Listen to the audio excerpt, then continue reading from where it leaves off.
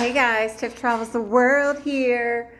I just want to tell you, I'm still excited. I'm still a little bit nervous. I'm still like tripping over my trip in Chad, Africa.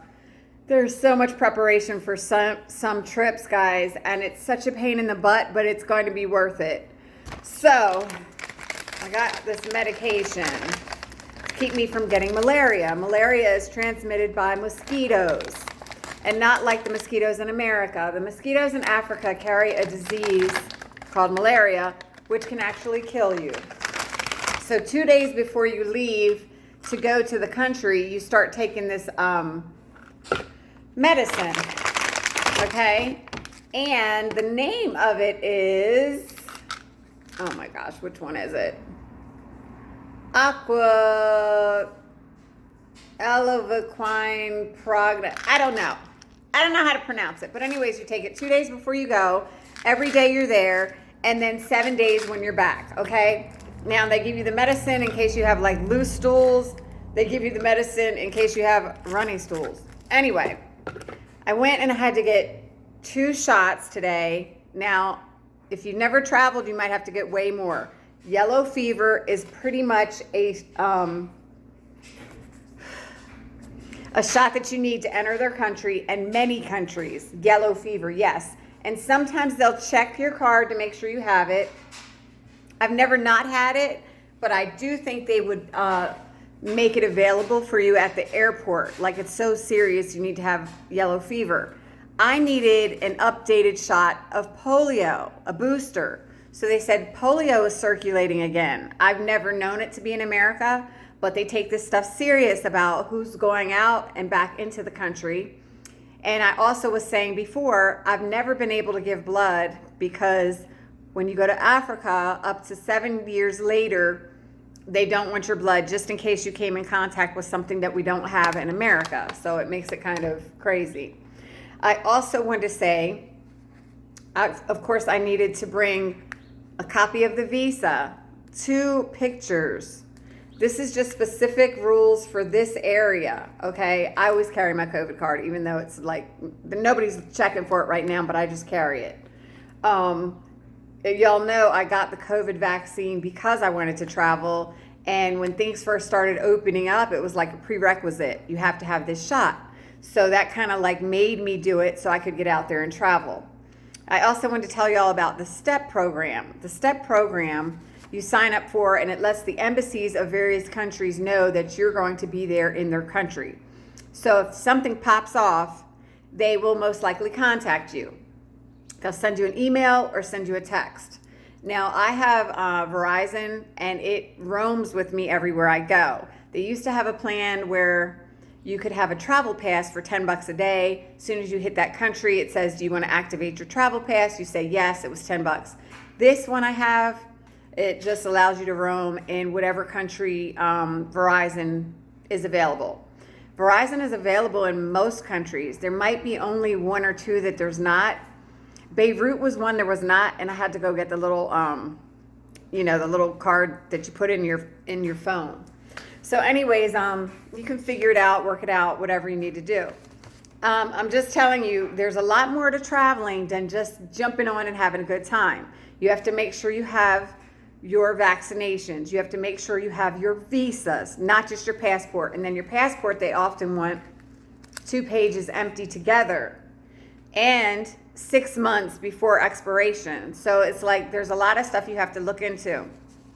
The company I booked my strange tours with in Africa is called Native Eye, and they are based out of Britain. So a lot of those countries, I always told you, the British people are huge travelers. They take all their travel days and they go every year. It's a big deal. Not like Americans, who sometimes we can sell our leave or vacation or stuff like that. These other countries, pretty much, when they get vacation, they take it and they go. And so my advice is to take it and go, because we need these breaks. Like I also always say, we need to have like a mental break. We need to get out there and see different parts of the world so that we don't stereotype and we don't, believe what's totally on the news. You don't believe everything you read because someone else's story is their story. You need to have your own story. And so that's where a lot of things, I believe, would be squashed if we actually knew what something was like, instead of saying, oh, well, I think they're racist there, I'll stay away. Because most of the time, that's not the key. Most of the time, people are like you and me, and they're curious about other people and where are you from, and they want to know the language and what it's like. And most people want to come to America. Every one of them, believe it or not, is pretty much like, oh, I wish I could come. And there's certain countries that we make it very difficult to come to America, like Ghana, stuff like that. Ghana, it's like an act of Congress. They have to have money as well as an interview, and we have to say it's available. And so I'm just saying, there's different prerequisites, different requirements for every place you go. So you have to look at it every time. You can't just say, oh, I got my passport, let's go. You got to check the visa. Then you go on the government website and see if it's a good place to travel at that time. You get a warning, you get advisories, different levels telling you probably should reconsider at this time, or maybe, and they'll give you reasons. Like Beirut and even Chad, Africa says, well, they have a higher instance of kidnapping than the average place. You might get pickpocket. You might have something pop up at any time with different terrorist groups sometimes.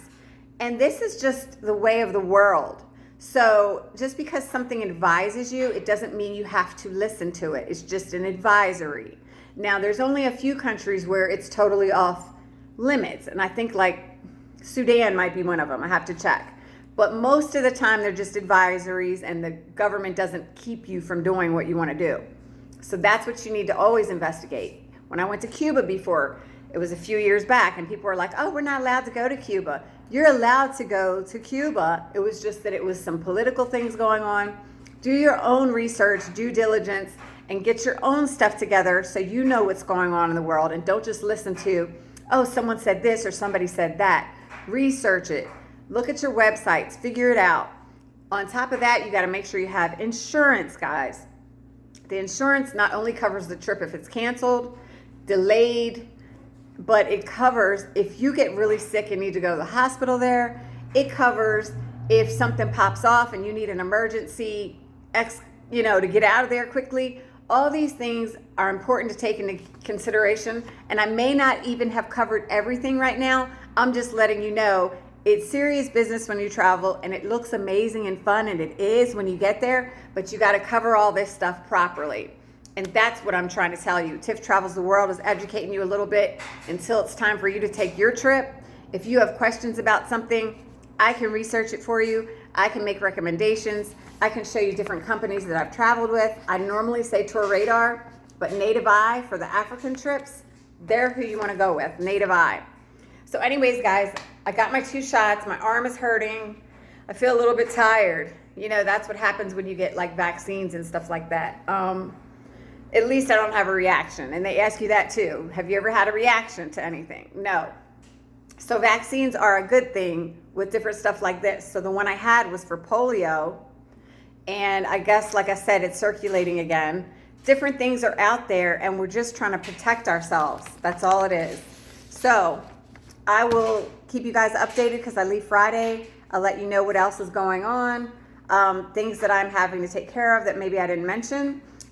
Just wish me luck and pray for my safe travels. Thanks, guys. Tiff Travels the World.